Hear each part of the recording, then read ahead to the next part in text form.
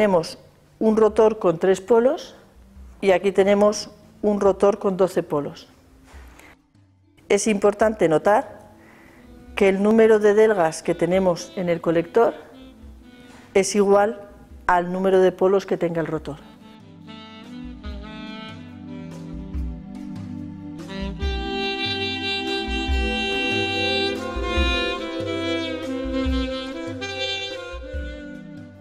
La polaridad magnética en la parte de arriba que en la de abajo, de manera que si arriba ponemos el círculo rojo hacia afuera, abajo tenemos que poner el círculo rojo hacia adentro. Para colocar los imanes ponemos el soporte y lo atornillamos al panel.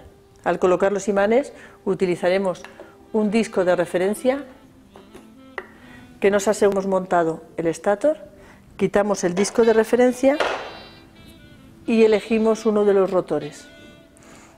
Para colocarlo en el eje ponemos un poquito de lubricante y colocamos el rotor dentro del eje.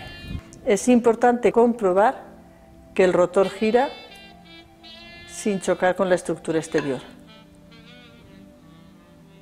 A continuación conectamos la correa de transmisión.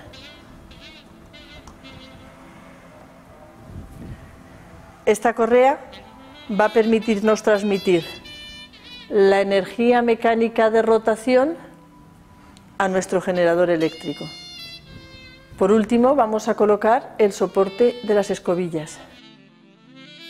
El soporte tiene 2 zonas para colocar las escobillas.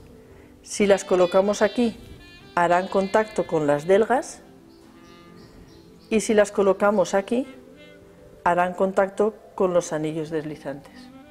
Colocamos el soporte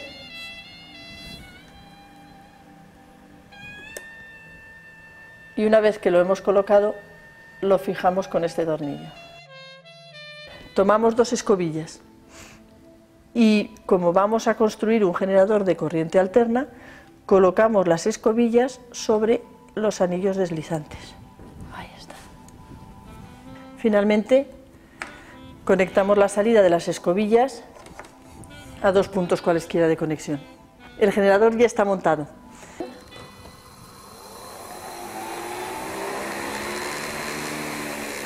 Comprobamos además que la tensión obtenida a la salida es directamente proporcional a la velocidad de rotación del generador. Si queremos ver la forma de la señal, tenemos que utilizar el osciloscopio. Lo encendemos y conectamos la sonda en uno de los canales de entrada del osciloscopio.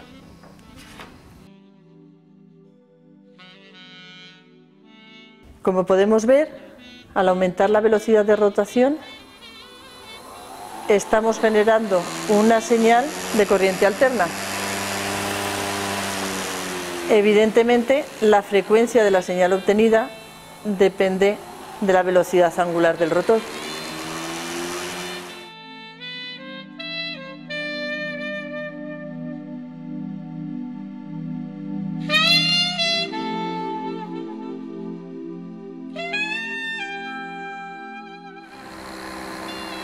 Como vemos, se trata de una señal de corriente alterna con defectos.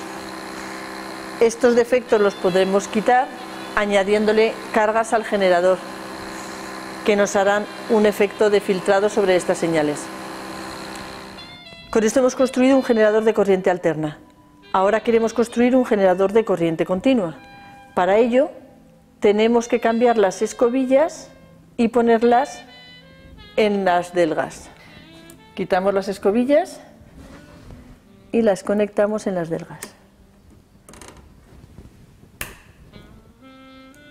Cuando estamos construyendo un generador de corriente continua, la posición de las escobillas es muy importante, puesto que tendremos que buscar la línea neutra en la cual se haga la conmutación de una delga a otra. Para eso lo que hacemos es girarlo y buscar el punto donde tenemos más tensión o el punto donde no saltan chispas en la conexión. Movemos el soporte hasta que encontramos la zona de línea neutra y lo fijamos. Si ahora miramos la señal de salida, se ve cómo la conmutación ha producido un efecto de rectificación sobre la señal de corriente alterna que antes teníamos.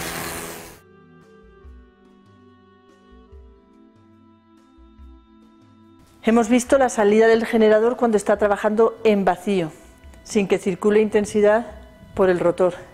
Vamos a colocar unas cargas para extraer corriente del generador y poder utilizar su energía.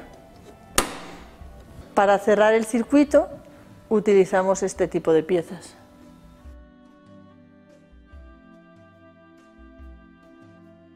Con esto tenemos 1, 2 y 3 bombillas en paralelo. Conectamos la salida del generador con las 3 cargas que vamos a iluminar. Cuando encendemos el generador, las 3 bombillas se iluminan. Es importante notar que la línea neutra cambia cuando tenemos bombillas.